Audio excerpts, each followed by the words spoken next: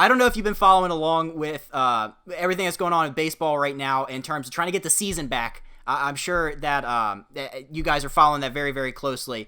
The Players Association is sending one set of proposals. The league is saying another thing. What are your thoughts as someone who covers the sport as to what's been thrown around and how close you think we are to actually getting baseball back? More than just covering the sport, it's more about being involved in negotiations.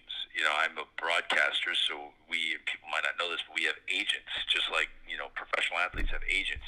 And when your contract negotiation is up, it's like a little dance, and it usually goes to the 11th hour, just when people start panicking, things get done, and it always ends up getting done.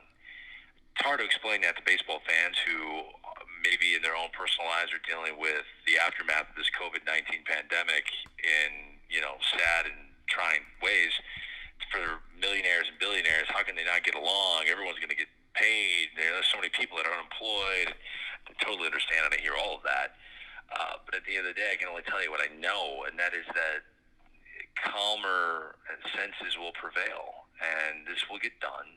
You'll see baseball in 2020. It won't be 100 games. You might not see all the big-name players.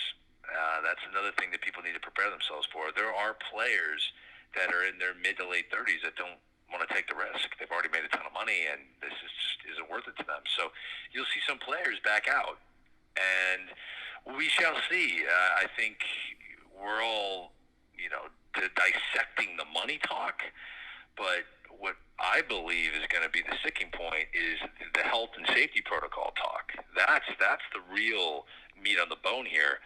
So will it get done by the end of the week? I don't think so. Do I think this is going to start? Baseball will start around the 4th of July weekend? I had hoped so.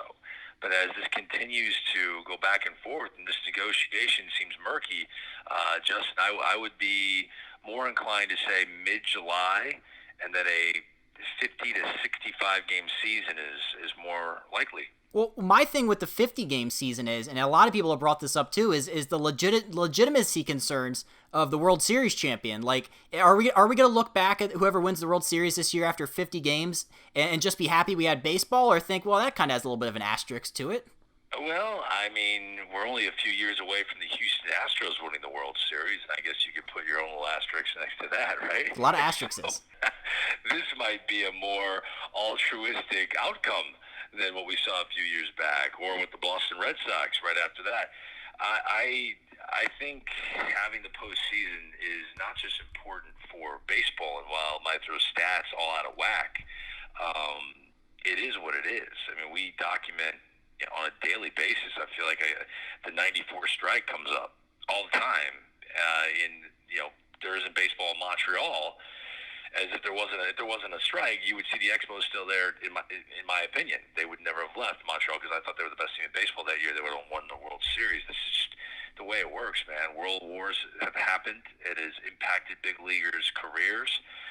As much as we want baseball to be left alone and don't smudge up this really beautiful sport we all love, baseball is interwoven into our lives and into the world's atmosphere, and it has to react to everything we react to. So, yeah, it's not going to be the normal statistical season, but man, I got to tell you, Justin, I'm glad I started to get into a stat. Really, I don't know if it is a stat, but man, do I love it. And I started loving it back in 2009 when no one loved it, and I truly believe I started this whole thing. And what am I talking about? 5 games in the season just for fun, I'd be like, wow, Jose Altuve is on to a hot start. He's on pace to hit 113 home runs. And all the analysts would lose their mind. And they'd be like, well, I'm just painting a picture as to how insanely good he has been through just a handful of games. And I continuously did that. And I've been doing it my entire time at MLB Network, and now you see 162 game averages. Baseball Reference went to that a while back. But I want to know, let's paint a picture as to what kind of season this player is having, and that might help paint the picture for what we see during the regular season of 2020. If a guy only plays 50 games, but he hit 20 home runs, maybe we need to just look into what is the 162 game average, or what was he on pace to do if he had a full season, just for all of us to understand how great that year was.